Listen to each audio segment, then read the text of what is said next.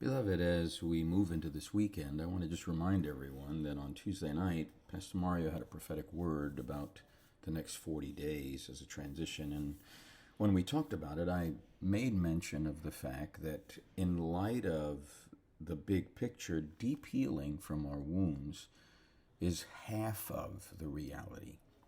The other half is transformation. There are two different dynamics that come from two different aspects of process God takes us through, and they always have to be held in creative tension. Interestingly enough, one of the readings in the lectionary, which is part of a string of readings tied to David and his failures and his sins and his iniquities, this week is Solomon's rise to power and the hint of his own iniquities that will corrupt him. In 1 Kings 3, verses 3 to 14, we know the story. He's brought to be the king, and he lays down at night and asks God for wisdom. He says, I'm a little child. I don't know how to go in or come out. I need your guidance. I can't do what you've asked me to do without your guidance. And God honors that. And God says he'll give him that because he didn't ask for long life and he didn't ask for riches. But because he asked for wisdom, God will give him both. But there's a little hint in the passage that we often gloss over because we don't slow down to the speed of revelation. It tells us that Solomon made it a practice of violating the Torah. Well, you say, how? The text tells us he made it a practice of sacrificing, offering, and incense on the high places, which means there were foreign gods that he was worshiping. There was not just the worship of Yahweh. There was something in Solomon he inherited of the worship of idols. And so that means there's already divided loyalties in his heart, and that also means his future is going to reveal that his devotion to God is going to be compromised. There are some lessons we want to learn about deep healing and transformation from all of that. First and foremost, the narrative is telling us that wisdom alone is not sufficient to bring us into wholeness unless we're consistent in our obedience and our faithfulness to God. Because Solomon will have great downfall when the Queen of Sheba comes to Solomon and says the half had not been told. She's overwhelmed by how the wisdom of Solomon has worked itself out in the ordering of his servants and the ordering of his kingdom. But something happens in the interaction between Solomon and the Queen of Sheba that alters his perspective, and he goes further into his alienation from devotion to God, because it says from that time on, after she leaves, he multiplies wives, gold, and horses to himself. Now, in Deuteronomy 18, Moses is really clear that when God brings them into the land and sets a king before them, that king is not to multiply wives, gold, and horses, but the king is to sit on his throne, and the priests are to teach him the Torah, and he's to write his own copy of the Torah so that he rules from the Word of God. Solomon has already violated that. And so there's already compromise, and so he multiplies wives. Now, it's not because he's got a high sex drive. It's because he's wanting to make political alliances with foreign kings that will benefit the economy of Israel and guarantee there will be no war.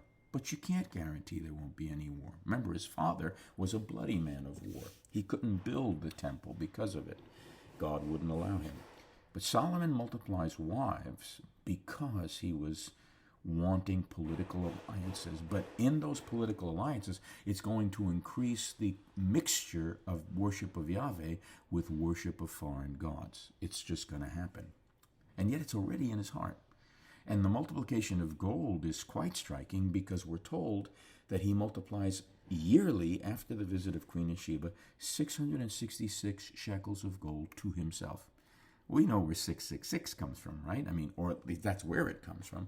And then John the Revelator picks up on that theme in the book of Revelation. And so this is the corruption of the human condition. 3 sixes fall short of the perfection of God, and it's tied to that which is like Antichrist. Well, then it says he multiplies horses. Well, what's that about? He trusts in chariots for military power. All of the things God intended for shalom and the governance of Israel by God are being violated by the king. And so, again, while he wants to be the wise king, he's neglecting being open and honest. The way his father prayed, he should learn. Search me, O God, and know my heart. Try me and know my anxious thoughts, and see if there be any hurtful way in me. Well, Solomon's power and wealth continued to grow, but his existential anxieties didn't go away. They got more intensified. And the more they intensified, the more he had to face his mortality, and he didn't want to do that.